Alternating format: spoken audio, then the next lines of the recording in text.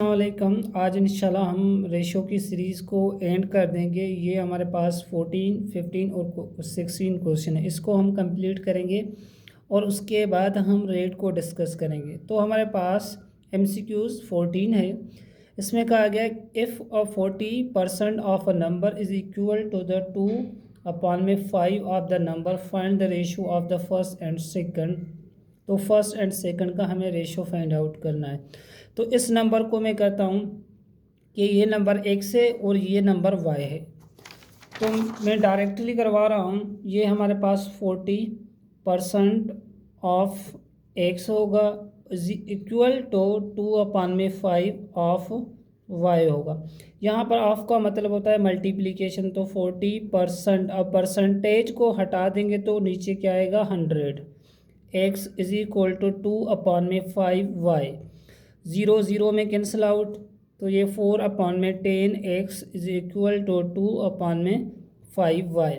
अब 2 की टेबल 4 पे 2 टाइम और 10 पे 5 टाइम, तो ये बनेगा 2/5 x is equal to 2/5y। ये वैल्यू इस वैल्यू में कैंसिल आउट, तो यहाँ बचेगा x is equal to y। तो किसी नंबर के साथ कुछ नहीं होता, वन मल्टीप्लिकेशन में होता है।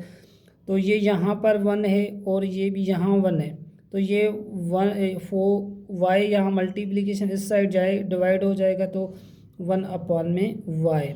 अब इसको रेशो में लिखेंगे 1/1 हो जाएगा। तो x ratio y is equal to 1:1। That is the answer of question number 14। अब 15 है, sum of money is divided between A and B in the ratio 3:4। If A get 150 less than B, what is the sum. तो ये हमारे पास question है, इसको कैसे solve करेंगे। तो सबसे पहले हमारे पास A रेशो B का वैल्यू है 3:4।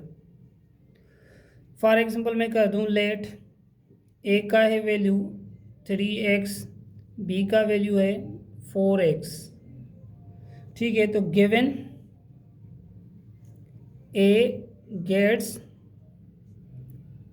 $150 लेस देन B।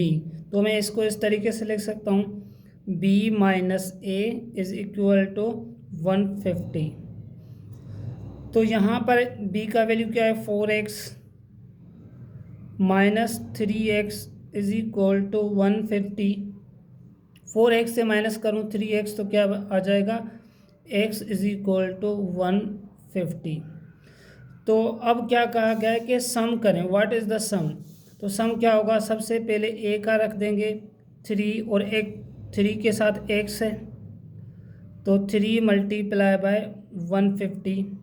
तो 150 को 3 से मल्टीप्लाई करेंगे, 3 0 10 0, 3 5 दा 15, 15 का 5 1 कैरी ऑन, 3 1 दा 3 3 और 1 4। तो ए का वैल्यू हमारे पास $450 आ गया। अब बी का कैसे फाइंड आउट करेंगे, B is equal to 4x is equal to 4 same, और x की जगह हम 150 रख देंगे।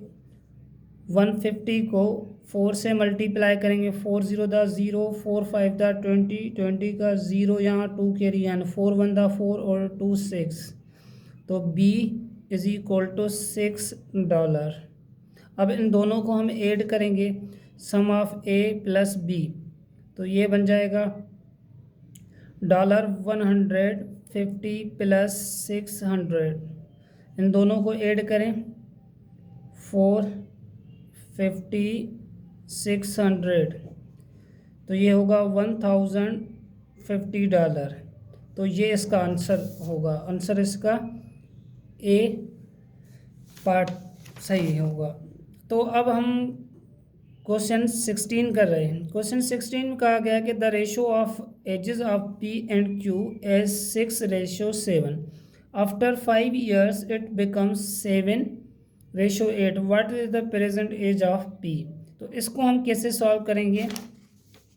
तो सबसे पहले हमारे पास P is equal to 6x है एंड क्यू का रेशो क्या है, Q is equal to 7x।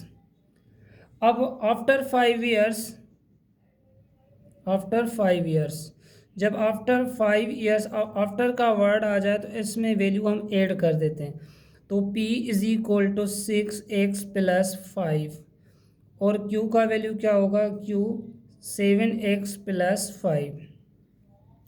ठीक है, उसके बाद स्टेटमेंट क्या है, after 5 years it become 7-8 ratio, what is the present age of p। तो अब हम क्या करेंगे, सबसे पहले p का वैल्यू ऊपर और q का वैल्यू नीचे इज इक्वल टू, अच्छा इसमें हमारे पास p का वैल्यू 7 है और q का वैल्यू 8 है, 7/8 इस तरीके से। अब p का वैल्यू यहाँ पर क्या है, 6x plus 5/7x plus 5 is equal to 7/8। Further इसको सिंप्लीफाई करेंगे क्रॉस मल्टीप्लिकेशन करते हुए, ये 8 इससे मल्टीप्लाई होगा, 7 इससे मल्टीप्लाई होगा, तो 8 6x plus 5 is equal to the 7x plus 5। 8 को 6 से मल्टीप्लाई करूँगा, 5 से मल्टीप्लाई करूँगा और 7 को 7 से और 5 से। 8 को 6 से मल्टीप्लाई करूँगा तो 48 आएगा x, और 8 को 5 से प्लस 40 इज इक्वल टू 7 को 7 से 49x और 7 को 5 से तो 35। अब इस x को इस साइड शिफ्ट करा दूंगा 40x को, और इस 35 को इस साइड, तो 40 minus 35 is equal to 49x minus 48। तो ये बन जाएगा 5 इज इक्वल टू x का वैल्यू हमारे पास 5 आ गया। अब क्वेश्चन में प्रेजेंट एज क्या, the ratio of the ages of p and q is 6:7। तो प्रेजेंट एज क्या है p की, ये वाली p is equal to 6x। तो अब इस 6 को हम रिप्लेस करके उसकी जगह 5, और इस x को रिप्लेस करके उसकी जगह 5 रख देंगे, तो p is equal to 6 multiply by 5।